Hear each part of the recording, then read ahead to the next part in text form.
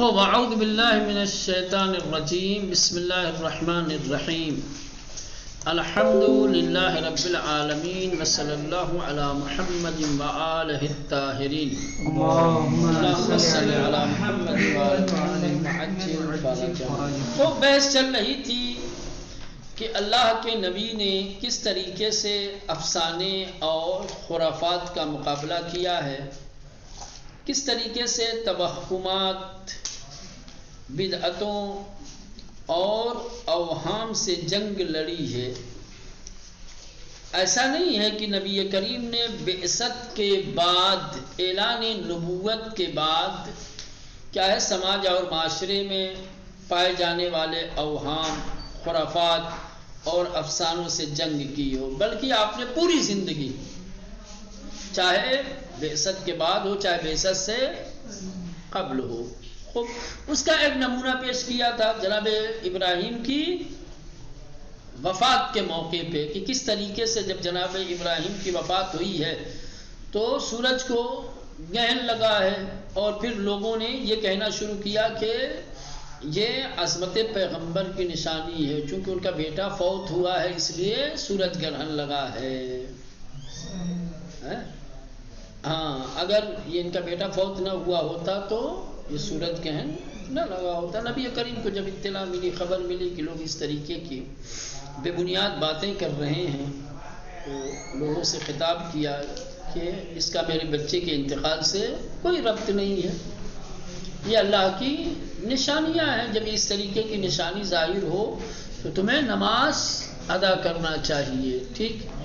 ایک اور بچپنے میں کس طریقے سے آپ نے، ٹھیک، کہتے ہیں کہ جب آپ کم سن تھے، چھوٹے تھے، ابھی 4 سال سے زیادہ آپ کی عمر نہیں تھی، جو آپ کی مادر رضائی ہیں حلیمہ خاتون، جن کے سلسلے میں مشہور یہ ہے کہ آپ نے ہی پیغمبر اسلام کو دودھ پلایا ہے.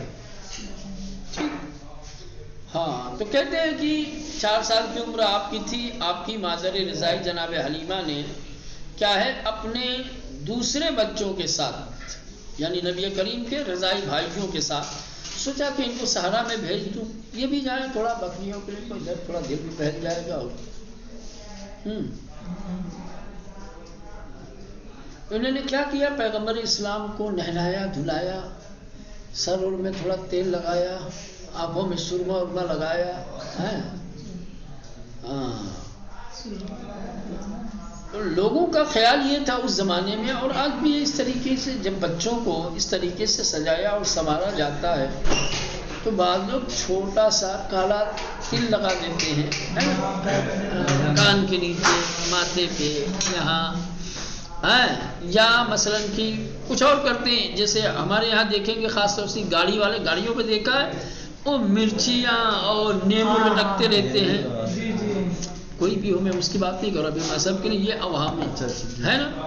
لوگوں کے دروازوں پہ آپ دیکھیں گے تو پتیاں ہے نا، مرچیں، نیمو، یہ اس طریقے کے.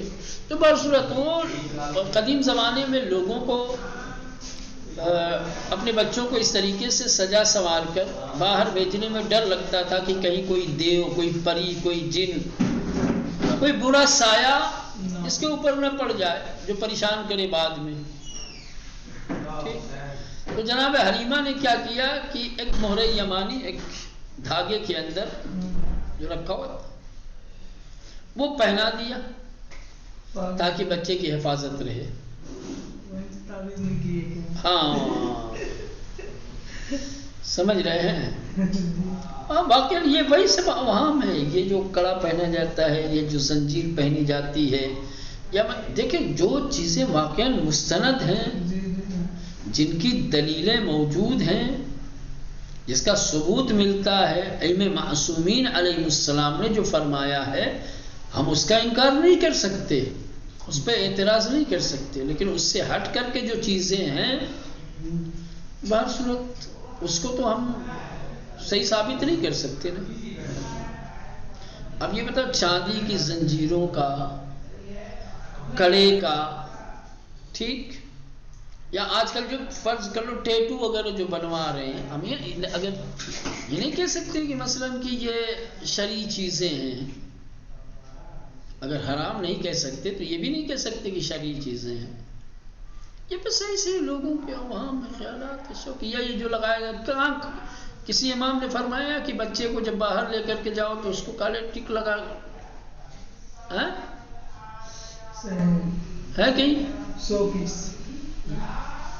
100 جناب حلیمہ نے نبی کریم کی حفاظت کے لیے کہ دیو پری سے اور دوسرے برے سایوں سے محفوظ رہیں، وہ مہر یمانی کی تسبیح پہنا دی، یا مالا کہہ دو، ہار کہہ دو، تسبیح مت کہو. مہر یمانی کی تعویذ اور اس کا ہار گلے میں ڈال دیا.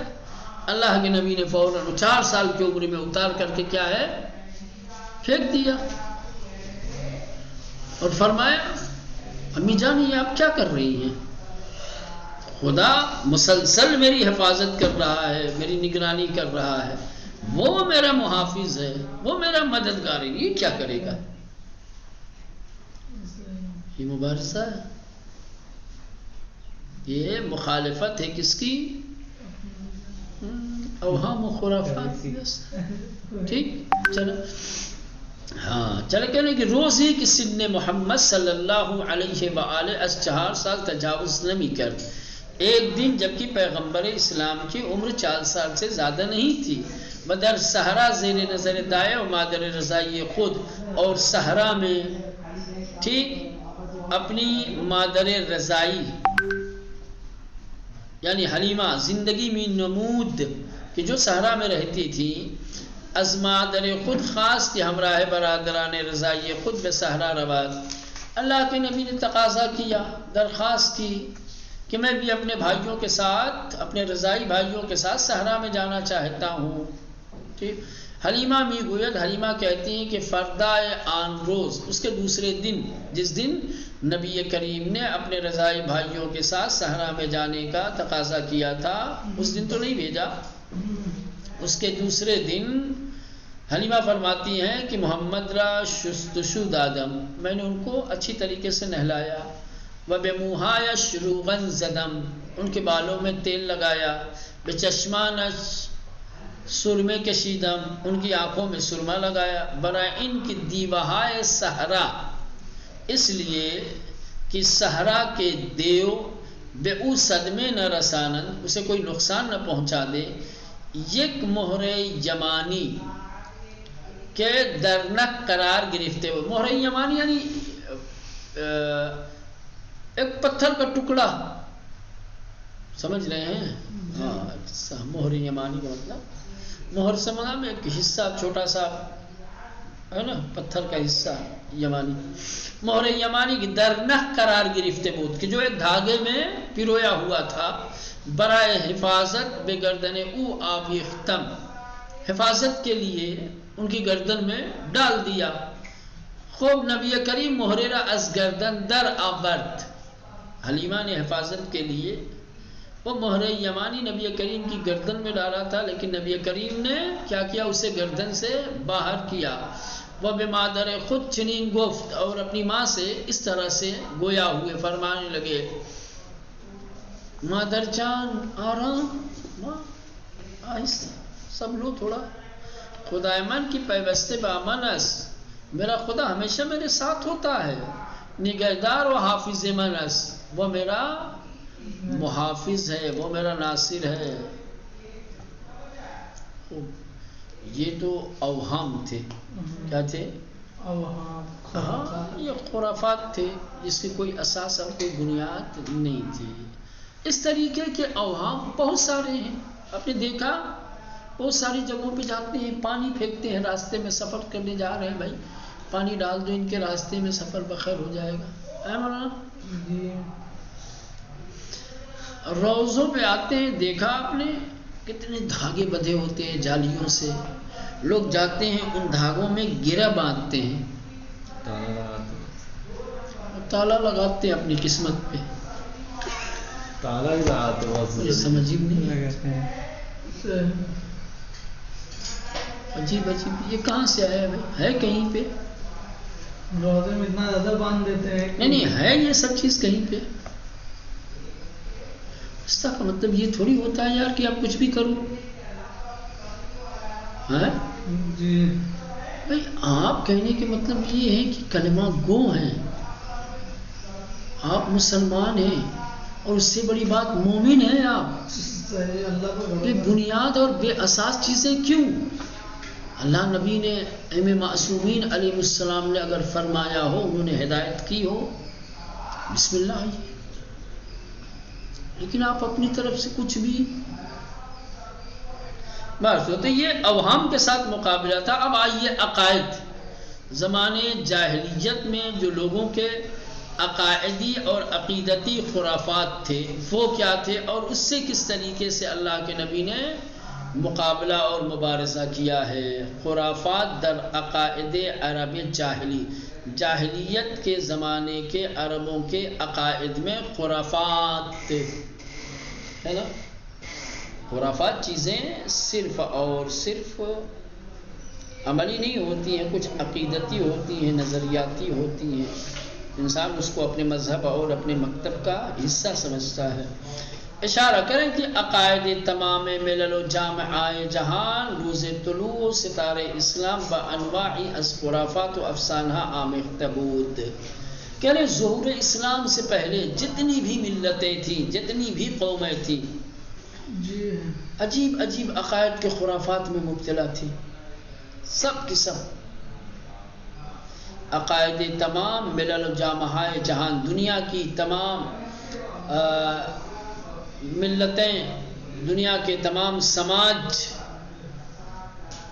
کے عقائد روز طلوع ستارے اسلام، جب اسلام کا ستارہ طلوع ہوا اس وقت با انواع از خرافات و افسانہ، مختلف قسم کے خرافات اور افسانوں کے ساتھ آمیختہ بود، ملے ہوئے تھے. لوگوں کے عقائد میں بہت ساری خرافات تھی، بہت ساری برائیاں تھیں.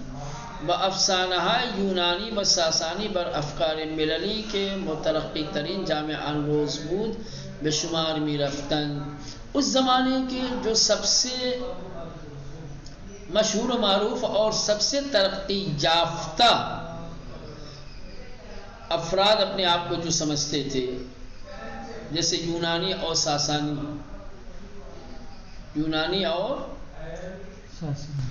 ساسانی، یا یوں کہا جائے کہ عرب میں جو لوگ اپنے آپ کو سب سے ترقی یافتہ سمجھتے تھے، ٹھیک، وہ لوگ یونانی اور ساسانی افسانوں کی زد میں تھے. ان کا عقیدہ، ان کے نظریات متاثر تھے یونانی اور ساسانی افسانوں سے، ان کی داستانوں سے. ان کا یونانی اور ساسانی داستانوں پر عقیدہ تھا، ایمان تھا، یہ حاکم تھا. کہہ رہے ہیں کہ افسانہ یونانی و ساسانی، کہہ رہے ہیں کہ یونان اور ساسان کے جو افسانے تھے، یہ افسانے بر افکار مللی کے، ان ملتوں کی فکروں پر، عقلوں پر کہ مترقی ترین جامعان روز بے شمار میں رفتن، کہ جو اس دور کے سب سے ترقی یافتہ افراد اور سب سے ترقی یافتہ جو سماج سمجھا جاتا تھا، حکومت میں کرد، ان پر ساسانی اور یونانی افسانوں کی حکومت تھی، ان کی فکروں پہ. ٹھیک، اس زمانے میں جو قومیں، جو سماج، جو معاشرہ اپنے آپ کو سب سے ترقی یافتہ سمجھتا تھا، ان کی فکروں پر کیا ہے، یونانی اور ساسانی افسانوں کا غلبہ تھا، حکومت کر رہے تھے.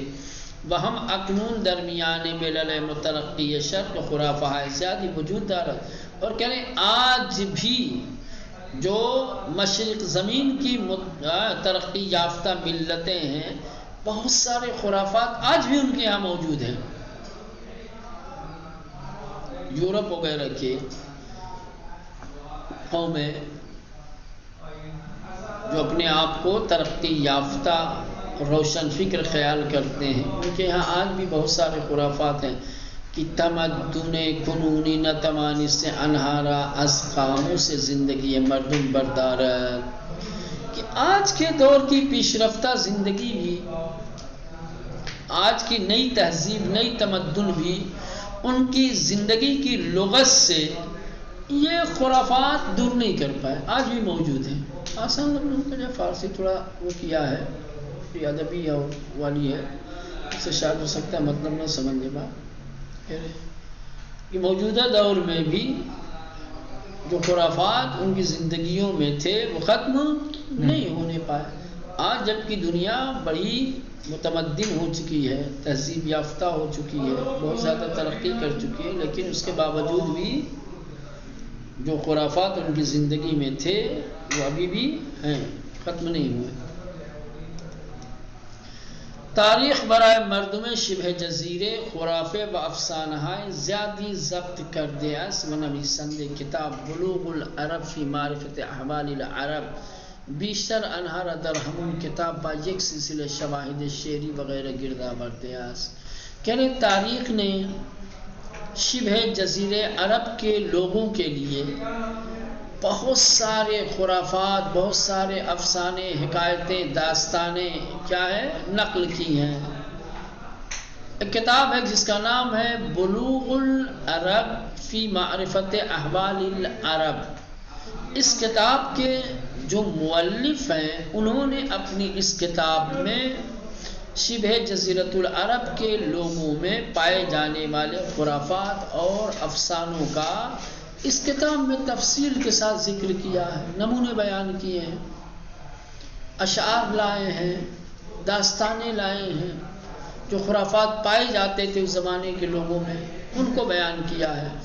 انسان پس از مراجعہ بے ان کتاب وغیرہ آن، اگر آپ اس زمانے کے لوگوں میں کیا خرافات تھے، کیا افسانے تھے، اس سے آشنا ہونا چاہتے ہیں تو آپ چاہیے اس کتاب کو دیکھیں، یا دوسری کتاب با انبو ہی از خرافات روبری می گردد۔ جب آپ دیکھیں گے تو واقعی کہیں گے کہ اتنے سارے خرافات تھے، خرافات کا ایک پہاڑ ہے، خرافات کا ایک انبار آپ کو نظر آئے گا کہ مغز عرب جاہلی نہ پر کر دے بود، اس زمانے کے لوگوں کی عقلوں پہ چھائے ہوئے تھے۔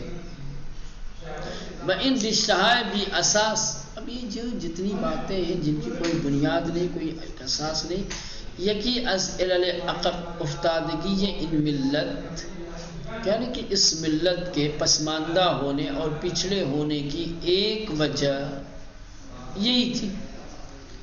عرب قومیں دوسری ملتوں سے، دوسری قوموں سے پسماندہ اور پچھڑی ہوئی اس لیے ہیں کہ ان کے یہاں اس طریقے کے خرافات تھے۔ آسان لفظوں میں کہا جائے کہ اس زمانے کے عرب کی پستی کے اسباب و عوامل میں سے ایک علت کیا ہے کہ خرافات کا ان کے مغزوں پہ، ان کے ذہنوں پر غالب ہونا ہے۔ بزرگ ترین صد در برابر پیشرفت آئین اسلام ہم افسانہ بو، کہنے کہ آئین اسلام کی کامیابی کے مقابلے میں جو سب سے بڑی رکاوٹ تھی یہ افسانے تھے۔ افسانے کی وجہ سے اسلام آگے نہیں بڑھ رہا، یہ بات کی طرح سے کھڑے ہوئے تھے، ادھر جب سناتے تھے تو کہتے کہ بھائی یہ اس طریقے کا تو ہم نے کبھی سنا ہی نہیں ہے، یہ کیسے ہو سکتا ہے۔ حکایتیں، افسانے، خرافات اس قدر ان کے ذہنوں پہ غالب تھے کہ اس سے ہٹ کر کے کوئی دوسری بات سننے کو تیار ہی نہیں تھے۔ لہذا جب اسلام آیا ہے اور اسلام کے دستورات، اس کے احکام، اس کی تعلیمات کو لوگوں تک پہنچانا شروع کیا ہے نبی کریم نے، تو لوگ آسانی سے تسلیم نہیں کر رہے تھے، انکار کر رہے تھے۔ اس کے انکار کی وجہ کہ افسانوں کے ساتھ، حکایتوں کے ساتھ، خرافاتوں کے ساتھ زندگی گزارنے کا جو طریقہ اور سلیقہ تھا اور جس کی وجہ سے عادی ہو چکے تھے، تو کہنے اسلام کی پیشرفت اور کامیابی کی راہ میں رکاوٹوں میں سے ایک رکاوٹ کیا تھی مولانا؟ یہ افسانے تھے۔ با از این جهت پیامبر با تمام قدرت می کوشید که آثار جاہلیت را که همون افسانه و اوهام بود از میان بردار. لہذا نبی کریم نے اس بات کی کوشش کی پہلے عرب سماج کے اندر جو اوہام جو افسانے پائے جا رہے ہیں جس کے یہ عادی ہو چکے ہیں پہلے اس کو ختم کیا جائے جب تک کہ ان کے قدم افسانوں اور اوہام کی زمین سے باہر نہیں آئیں گے. کیا ہے سرزمین اسلام پہ ان کے پاؤں اور قدم نہیں آ سکتے. اگر ان تک اسلام پہنچانا ہے اسلام کی تعلیم پہنچانی ہے تو پہلے ان کے ذہنوں سے افسانوں کو خرافات کو ختم کرنا ہوگا. لہذا اب یہاں پہ آپ کو بتائیں گے دیکھیں کس طریقے کے تھے. ہنگامی کی معاذ ابن جبل بے یمن اعزام نمود. جس وقت اللہ کے نبی نے معاذ ابن جبل کو یمن اعزام کیا ہے یمن بھیجا ہے بے او چنین دستور داد تو اللہ کے نبی نے معاذ کو اس طریقے کا حکم دیا ہے. ٹھیک کیا وَأَمِتْ أَمْرَ الْجَاهِلِيَّةِ إِلَّا مَا سَنَّهُ الْإِسْلَامِ. جاہلیت کی جتنی چیزیں ہیں سب کا خاتمہ کر دے سب مٹا دے مگر یہ کہ اسلام نے کیا ہے کہ جو سنتیں ہیں اسلام نے اگر تائید کی ہے تو اب وہ اس کی نہیں اسلام کی تائید کی وجہ سے اب وہ سنتیں اسلام ہوگی تو اس کو باقی رکھو.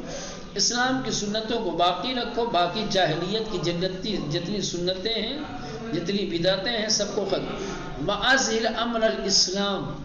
اسلام کے امور کو اسلام کی تعلیمات کو اسلام کے باتوں کو ظاہر کرو لوگوں کے سامنے. کلو صغیرہ و کبیرہ ہر چھوٹی بڑی. اب یہ کہنے کی کیا ضرورت تھی کیوں اللہ کے نبی معاذ ابن جبل کو یمن بھیج رہے ہیں تو اس طریقے کی تاکید کر رہے ہیں. نبی کریم کا معاذ ابن جبل کو یمن بھیجتے وقت ان باتوں کی تاکید کرنا یہ دستور دینا یہ خود بتا رہا ہے کہ خرافات بہت زیادہ تھے بدعتیں بہت زیادہ تھیں. اگر وہ بدعتیں ختم نہ کی جاتی تو لوگ اسلام کی تعلیمات کو قبول نہ کرتے. لہذا کہا کہ جو کچھ جاہلیت کی جتنی سنتیں ہیں بدعتیں ہیں چاہے چھوٹی ہوں یا بڑی اس کو ختم کرو اس کی جگہ پر اسلام کی ہر چھوٹی بڑی تعلیم. اے معاذ آثار جاہلیت و افکار و عقائد خرافی را از میان مردم نابود کن. اے معاذ جاہلیت کے زمانے کے جو افکار و عقائد خرافی ہیں بے اساس اور بے بنیاد جو فکریں اور جو عقیدے جاہلیت کے زمانے کے لوگوں کے ہیں از میان مردم نابود کن. لوگوں کے درمیان سے اس کو خاتمہ کرو. وسنن اسلام را کہ ہم دعوت بے تفکر و تعقل زندہ نما. اور اسلام کی سنتوں کو کہ اسلام کی سنت کیا ہے بھائی تفکر اور تعقل کی دعوت دینا اس کو زندہ کرو. او در برابر تو دہائے زیادی از عرب کی سالیان درازی افکار جاہلی و عقائد خرافی بنا حکومت کر دے بود چنین می گفت. جب معاذ ابن جبل پہنچے ہیں اللہ کے نبی کے یہ دستورات لے کر کے یمن میں تو اب جو یمن کے رہنے والے تھے جو اپنے خرافی افکار اور عقائد کے ساتھ زندگی گزارنے کے عادی ہو چکے تھے بڑا مشکل تھا. لیکن معاذ ابن جبل نے بڑی ثبات قدمی کے ساتھ بڑی دلیری اور شجاعت کے ساتھ کہا کہ زمانے جاہلیت کی جتنی چیزیں تھیں وہ سب میرے پاؤں کے نیچے میں کچھ نہیں سمجھتا. اب میں جو لے کے آیا ہوں یہ تم کو کرنا ہے. اب تک جو تم لوگ کر رہے تھے ایسی کی تیسی. او در برابر تو دہائے زیادی از عرب کہنے کہ عرب کی ایک بڑی جماعت اور بڑے گروہ کے مقابلے میں کہ سالیان درازی جو ایک طویل مدت عقائد و خرابی بر انہا حکومت کر دے بود جن کی عقلوں پر جن کی فکروں پر خرافاتی عقائد حاکم تھے چنین گفت، ایسے کہا کیا کل ما اترہ فی الجاہلیہ تحت قدمی، یعنی اب اسلام آ گیا ہے، اسلام کے آنے کے بعد کیا ہے، دور جاہلیت کے جتنے بھی مراسم تھے، عقائد تھے، جس پر تم لوگ بے بنیاد فخر و مباحات کرتے تھے، اب سب نابود ختم، وہ سب میرے پاؤں کے نیچے۔ اینک برائے روشن ساختن ارزش معارف اسلام نمونہ ہائرہ در انجام آوری، کہنے کہ اسلامی معارف کی کیا قدر و قیمت ہے، اسلامی تعلیمات کی اہمیت اور اس کی قدر و قیمت کو واضح اور روشن کرنے کے لیے ہم کچھ یہاں پر نمونے پیش کر رہے ہیں۔ ٹھیک، یعنی پہلے تو ان کے خرافات بیان کریں گے کہ ان کی فکریں کیا تھیں، ان کے اوہام کیا تھے، کس طریقے کے عقائد اور نظریات تھے، اور اسلام نے کس طریقے سے اپنی تعلیمات کے ذریعے سے ان خرافات کا مقابلہ کیا ہے، ان عقائد کو باطل قرار دیا ہے۔ چلو بعد میں پڑھیں گے انشاءاللہ۔